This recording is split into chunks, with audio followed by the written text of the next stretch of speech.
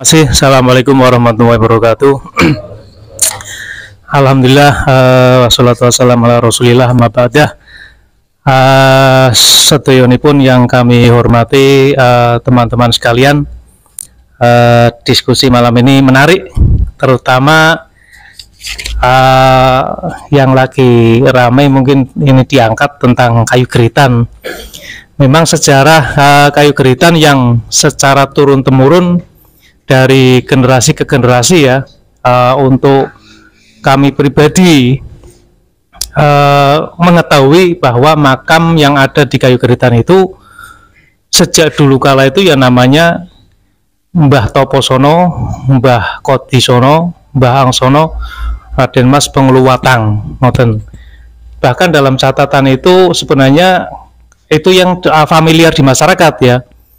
Sebenarnya itu penyebutannya Pangeran Toposono, Pangeran Kadisono, Pangeran Angsono, kemudian Raden Mas Pengluwatang.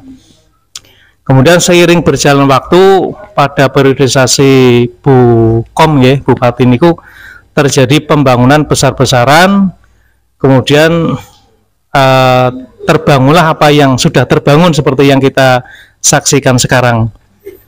Pada masa itu kemudian muncul cerita baru penyebutan nama Habib Hasan waktu itu. Dari cerita masyarakat itu di situ ada makam Habib. Nah itu kemudian menimbulkan polemik di antara sesepuh-sesepuh kampung masyarakat setempat kan. Kok bisa-bisanya tiba-tiba ada makam, ada penyebutan Habib gitu, Habib Hasan waktu pertama. Kemudian sering berjalannya waktu ganti Habib Abu Bakar itu. Nah, kok ganti lagi gitu kan? Tapi itu sudah ngeflur ke masyarakat, ke kampung-kampung, menjadi perbincangan ramai lah. Tapi tidak ada kemudian yang berani speak up, protes atau bagaimana, cuman menjadi perbincangan kok bisa gitu. Sebenarnya enggak gitu kan. Dari kalangan ahli peziarah pun seperti kami ini, ya udah yang penting tetap kita untuk kaitannya dengan kirim doa, tawasul dan sebagainya tetap ke Mbah Angsono dan sebagainya. Tetapi kok ternyata pada tahun-tahun berikutnya, nah ini kemudian muncul pemasangan papan nama Habib Abu Bakar. Pintu masuknya nyun sewu itu ke salah satu barangkali bisa disebut Muibin ya, sekarang sebutnya Muibin. Pintu masuknya ke situ satu orang saja. Nah, karena kebetulan di situ sedikit punya pengaruh, akhirnya papan itu berdiri tanpa kemudian sepengetahuan atau persetujuan masyarakat sesepuh ya, masyarakat sesepuh, kemudian juga Pak Kepala Desa juga tidak tahu dan tidak ada izin ke kelurahan. Itu akhirnya ini terkuak menjadi seperti ini. Kemudian terkait dengan tutur tinular tersebut, memang saya pribadi itu basic suka ziarah gitu, jadi kemudian tidak terlalu mengamati waktu itu tipologi nisan, maesan nisan seperti apa, ukir-ukirnya seperti apa, tahunnya berapa, tidak begitu mendalami.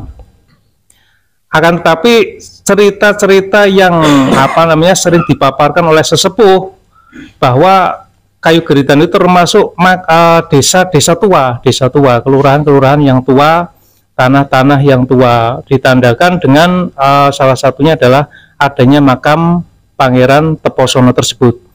Pangeran Toposono itu ketika kemudian kemarin kita menelisik, kemudian melihat tipologi nisan, kemudian kami diskusikan kebetulan dengan Pak Hadi dari Ngelangkap. Kebetulan beliau sedikit paham tentang maesan nisan. Ini dilihat, wah tipologinya ini Mataraman era barangkali ya Mataram awal. Kemudian itu di nisan yang pertama di Pangeran Toposono. Jadi makamnya kan ada 4, yang pokok utama di cungkup utama itu 4. Yang dari sebelah barat itu Pangeran Toposono, kemudian Kadisono, kemudian yang ketiga itu Angsono, kemudian yang keempat Raden Mas Pengeluwatang. Itu yang tipologi nisan di Mbah Kadisono itu ada apa maisan tombak seperti tombak itu Mataram, jadi jelas itu Mataram. Jadi sesepuh itu ketika ada pemberian nama baru itu sebenarnya tidak setuju, tapi karena seperti yang tadi Kang Mesun bilang songko takdimi wis hormat wis sapa sing apa di sanjangke oleh beliaunya kita iyakan. Meskipun dalam praktek ketika kita tahlilan dan sebagainya itu masyarakat masih tetap menggunakan yaitu ilah hadratinya khususnya tetap Mbah Tawosono itu.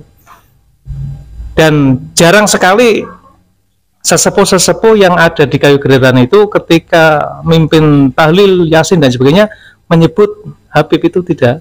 Jadi masih tetap berpegang pada Tawosono. Ini kaitannya dengan pembelajaran kepada generasi muda yang itu. Oh, berarti kan sudah tidak asing ketika sudah terdengar nama-nama tersebut. Nah, akhirnya yang menjadi persoalan itu orang-orang peziarah yang dari luar daerah, Pak. Yang dari luar daerah ketika melihat papan nama tersebut otomatis kan, oh berarti ini makam Habib gitu kan. Jadi ketika tawasul penyebutan ya makam Habib. Nah, tapi yaitu kita tidak bisa mencoba untuk mengubah bagaimana caranya ini kekuatan kita yang kita hadapi ini waktu itu adalah kekuatan yang sangat besar. Jadi tidak mungkin kemudian frontal berhadapan-hadapan. Dari masyarakat itu seperti yang waktu itu pemuda-pemuda itu nunggunya iki kapan jebluki itu nunggu. Jadi ini tuh sebenarnya momentum. Ya momentum ketika kemudian ada pembahasan tesis Kiai Imad dan sebagainya sampai sekarang proses perjuangannya Gus Abbas dan lain sebagainya, kami pribadi ngamati itu 2 tahun dan saya pribadi tidak pernah speak up masalah ini, tidak pernah berbicara masalah nasab, masalah itu, cuma ngamati di media-media sosial, di YouTube, yes pokoknya nge-like saja saya nggak berani, Pak. Jadi cuma melihat, nonton, nggak komentar, nggak nge-like. Kita pengen cari dulu ini fenomena apa gitu kan. Tapi tetap untuk saya pribadi saya sambungkan dengan kejadian yang ada di Kayu Geritan. Ini kenapa kemudian berubah nama Habib itu.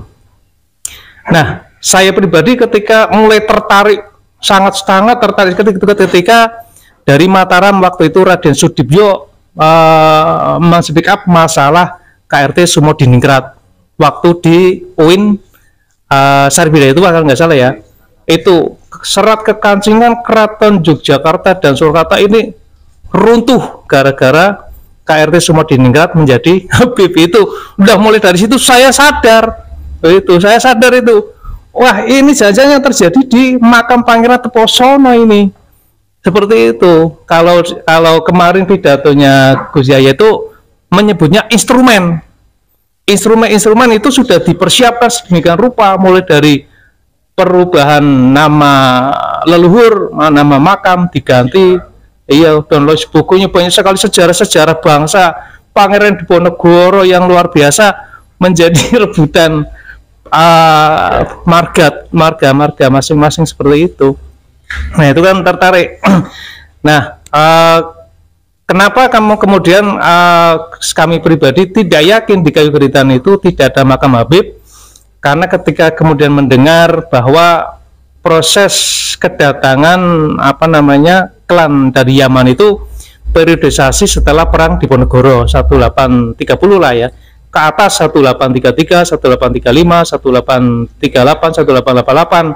Nah itu kemudian saya yakin bahwa di sini itu tidak mungkin tidak ada makam Habib itu, karena dari literatur kami pribadi baik secara turun temurun dari bapak, dari simbah, dari buyut, dari canggah. Jadi kami itu sudah generasi kelima yang ziarah ten mriku Mbah Teposono niku.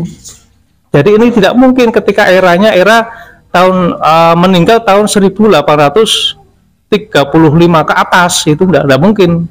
Karena ini zaman Mataraman, mulai dari Maesan ke bawah, ini ada yang enggak beres ini gitu kan. Lah akhirnya mulai dari itu, setelah Raden Sudibyo ngomong itu, saya mulai speak up di kampung, di majelis tahlil, di majelis, udah saya ngobrol, bro. Ini sudah tidak mungkin ini ada terjadi pembelokan. Masyarakat waktu itu apa ya, masa seorang beliaunya, ya kan? Itu kan sudah kajian kasaf, waduh angel sih. Saya enggak, susah ini. Tapi tetap saya bahkan sampai yang bapak kaji itu kenceng, udah ini kajian kasaf enggak bisa. Waduh angel, harus bagaimana caranya. Tapi tetap saya mencoba sedikit demi sedikit. Lah kemudian mulai tertarik lagi ketika muncul podcastnya Bang Haji Roma, itu komplit dengan narasumber satu-satu, mulai dari Kiai Imat, kemudian siapa lagi, Dokter Sugeng, kemudian yang ketiga Prof yang filologi. Filologi itu luar biasa, mulai dari kajian DNA. Dokter Sugeng mengatakan tidak tertarik karena sampelnya masih 10. Nah itu ketika sudah 100 itu saya berani ngomong. Nah itu, wah itu ketika kemudian Dokter Sugeng ngomong sampelnya sudah ada 183. Wah, dan kemudian haplogramnya G itu Askenazi dari Eropa Timur. Waduh, umat mana? Yahudi ini Yahudi ke-13, padahal Yahudi tapi Yahudi palsu itu kan. Yahudi pun Yahudi palsu. Yahudinya bukan Yahudi Bani Israel. Ya, apalagi itu haplogramnya G. Nah, sementara G itu jangankan Bani Hasyim, Arab saja, Ibrani saja bukan. Nah, itu kemudian tambah ramai. Kemudian kajian filologi saya ngamati itu, makanya waktu itu di kampung itu podcast yang waktu itu saya rekomendasikan itu podcastnya Bang Haji Roma, karena komplit, isinya komplit, wawancara dengan penarasumber itu komplit.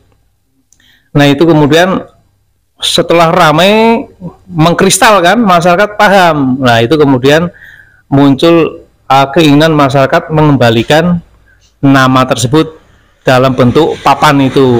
Nah itu akhirnya muncul, nulisnya apa? Pribun?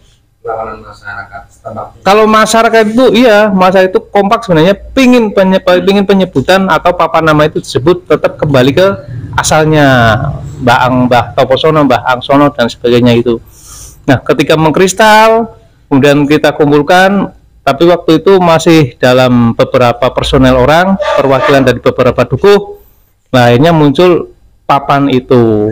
Tapi yang jelas kita tetap berpegangan bahwa tutur tinular selama 5 generasi, 6 generasi itu di situ makam Pangeran Teposono, Katisono, Angsono dan Raden Mas Pengluwatang itu. Kemudian kaitannya dengan penelusuran lebih jauh, kami ngobrol sama Pak Hadi, kemudian kita teruskan ke Mataram, bahwa Maesan itu Maesan Mataram awal. Nah itu harapannya nanti biar terbuka secara lebar, secara gamblang, dan masyarakat itu sebenarnya masyarakat juga nggak ada masalah. Kita itu ingin memberikan pembelajaran edukasinya kepada yang di luar, Pak, karena sudah kedarung ternyata kebohongan baru 10 tahun, antara 10 tahun 15 tahun aja udah begini. Bagaimana kebohongan yang sudah berabad-abad itu, Masya Allah. Iya. Nah kalau kajian sejarah seperti penjajahan, kita berarti Pak Bian dijajah untuk berarti ono bruk, ya ada bangunan-bangunan, irigasi dan sebagainya, rel sepur, jalan dendeles, berarti. Tapi kan tetap kita proses pengembalian sejarahnya ke awalnya saja itu, bahwa di situ Mbah sesepuhnya Mbah Teposono, Mbah Katisono, Mbah Angsono, Raden Mas Pengluwatang. Di situ juga ada makam Mbah Nur Sepuh. Mbah Nur Sepuh itu Mbah Mamanur ya, itu Mbah Manur terkenal dengan sebutan Mbah Nur Sepuh, itu berarti bapaknya Mbah Nur Anom Keranji. Itu sak burayu kan masih kata di Keranji itu. Sebenarnya Keranji juga gergetan kayaknya, tapi kan belum ya, cuman kan belum kita perlu kita pendekatan lah. Ayo peduli ke beraya-beraya Mbah Nur Sepuh kok enggak ada yang hadir. Wah, ini bahaya. Di situ juga ada makam Mbah Banjar dan juga simbah-simbah yang lainnya yang mungkin belum kita tahu nama-namanya. Nggih kata. Oh simbah jenengan. Nggih. Pripun? Nggih, itu yang di satu empat makam utama itu di yang satu ya. Dikunci. Yang satu kubah, Sing Mataraman pancen papat kok.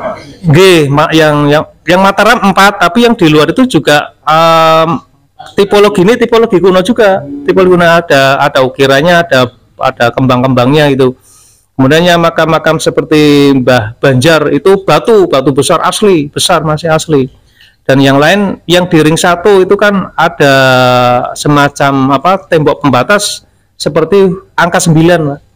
Itu di lingkaran itu makam-makam nisan tua semua, makam nisan tua. Cuman ketika kemudian ada proses pembangunan itu dibuatkan nisan baru.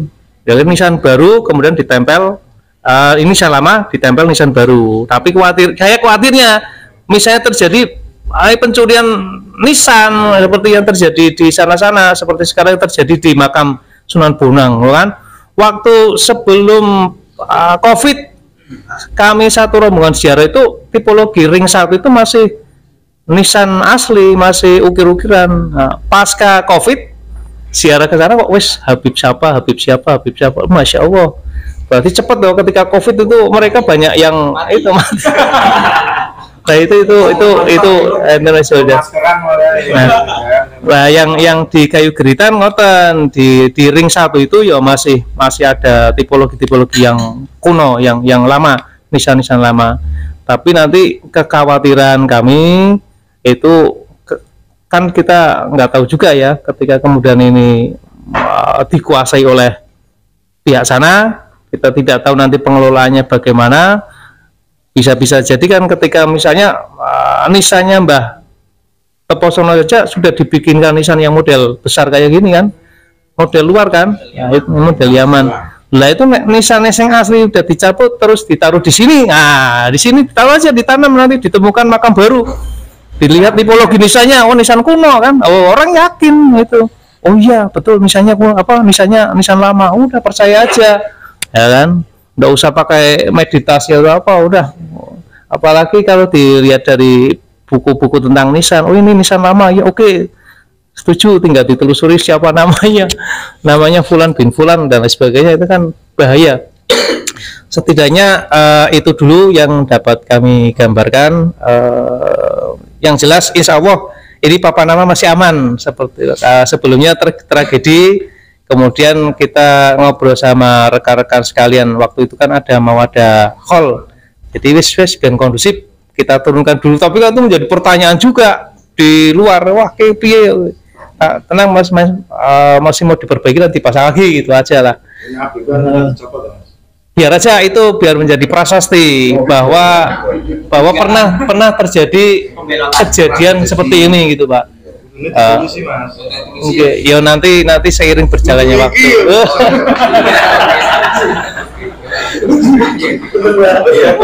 Nanti barangkali nanti kalau sudah ada literatur dokumen file yang komplit entah dari awal Mataram atau dari mana, kita komplit, kita berani Pak, itu kan Pangeran Teposono itu. Yang jelas itu dari Mataraman, dari tutur tinular, gitu aja. Itu aja dulu.